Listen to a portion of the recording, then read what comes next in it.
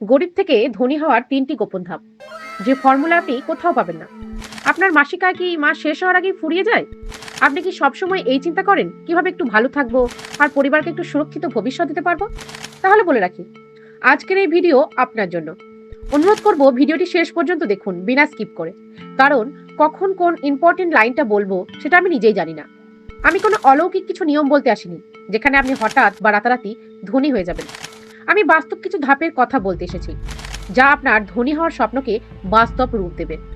যদি আপনি এই ৩টি ধাপ মনোযোগ দিয়ে শুনেন এবং নিজের জীবনে অ্যাপ্লাই করেন, তাহলে আমি কথা দিচ্ছি আপনার আর্থিক অবস্থার পরিবর্তন নিশ্চিত। তাহলে চলুন আমরা কি করে ফিনান্সিয়াল ফ্রিডম পেতে পারি তার যাত্রা শুরু করা যাক। ধাপ ১, পরিশ্রম ও সঞ্চয় শক্তি ভিত গড়ার কৌশল। যে কোনো বড় বিল্ডিং বানানোর আগে ভিত মজবুত করতে হয়, কিন্তু আমাদের জীবনে ভিত গড়ার ২টি উপকরণ হলো পরিশ্রম এবং সঞ্চয়।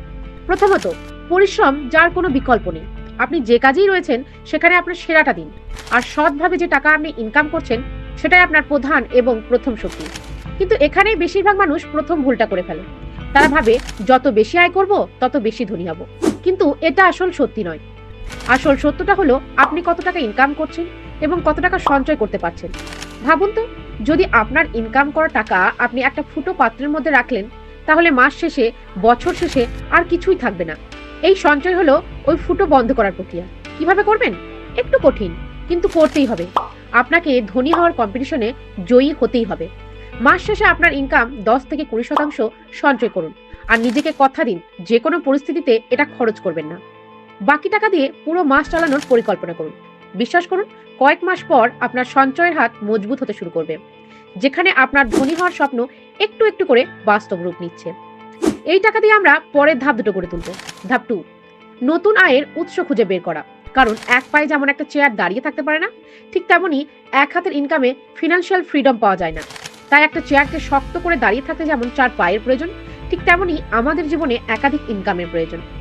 যদি আজকের দিনে আপনার বেতনের উপর নির্ভর করেন, তাহলে সেটা অনেকটা ঝুঁকিপূর্ণ। তাই আপনাকে নতুন আয়ের উৎস তৈরি করতে হবে। ৩-৪টি এমন আয়ের রাস্তা রয়েছে যা আপনি শুরু করতে পারেন। ১ নাম্বার, আপনার দক্ষতাকে কাজে লাগান। আপনি কি ভালো লিখতে পারেন, ভালো আঁকতে পারেন, বা ভালো ভিডিও এডিট করতে পারেন, যা আপনার অনলাইন বিভিন্ন প্ল্যাটফর্মে দেশে বিদেশে ক্লায়েন্টদের জন্য কাজ করতে পারেন। নাম্বার ২, ই-কমার্স বা এপ কমার্সে গিয়ে কিছু প্রোডাক্ট বিক্রি করতে পারেন, অথবা ফেসবুকে একটা পেজ বানিয়ে বা নিজের একটা ওয়েবসাইট বানিয়ে কম দামে জিনিস কিনে বেশি দামে এখানে বিক্রি করতে পারেন। এটা বর্তমানে সব দেশের তরুণরাই খুব উৎসাহের সাথে করছে। নাম্বার ৩, কন্টেন্ট তৈরি। যদি কোনো বিষয়ে আপনার গভীর জ্ঞান থাকে, যেমন রান্না, ভ্রমণ, শিক্ষামূলক, তাহলে ইউটিউব চ্যানেল ওপেন করে তাতে কাজ করতে পারেন। যদিও সফল হতে সময় লাগবে, কিন্তু একটা সময় এটাই আপনার আয়ের বড় উৎস হতে পারে। নাম্বার ৪, যদি আপনি কোনো বিষয়ে পারদর্শী হন, যেমন গণিত, ইংরেজি বা গিটার, তাহলে অনলাইন কোচিং দেওয়া শুরু করতে পারেন। শুরুটা অবশ্যই ছোট হবে, কিন্তু ভরসা রাখতে হবে নিজের উপর। সফলতা অবশ্যই পাবেন।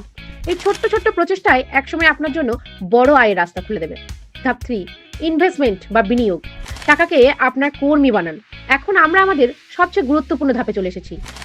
আপনার জমানো টাকা এবং নতুন আয়ের উৎস থেকে যে আয় হয়েছে সেটাকে আপনার কাজে লাগাতে হবে, যেটাকে প্যাসিভ ইনকাম বলে। মানে আপনি রাত্রিতে ঘুমাবেন, কিন্তু টাকা আপনার জন্য আরও টাকা আয় করবে। ভয় কিছু নেই। শেয়ার বাজারে শুরুতে অল্প কিছু টাকা লাগাও, যেখানে আয়ের সম্ভাবনা অনেক বেশি। কিন্তু এখানে না জেনে বুঝে বিনিয়োগ করা উচিত না। তার জন্য ভালো করে এটার উপর পড়াশোনা করুন, ভালো কোনো কোম্পানির শেয়ার কিনুন।